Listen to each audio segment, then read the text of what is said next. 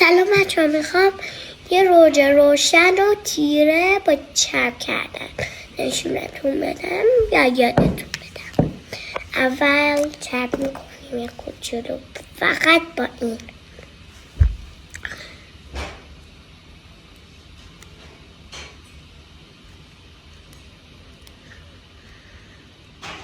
خب درشون میبندیم.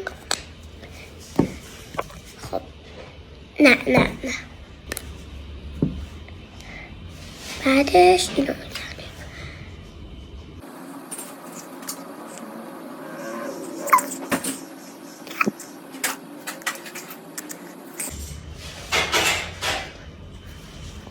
خب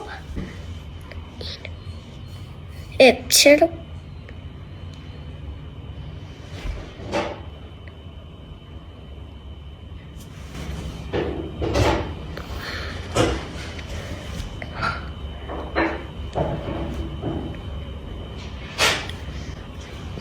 خب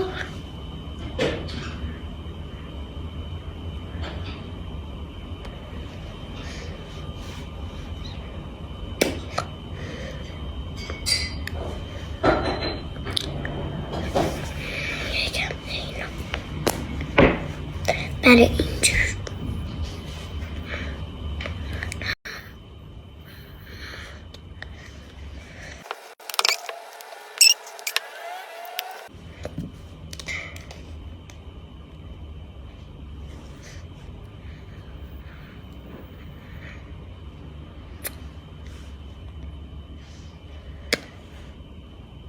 این میشه روجمون.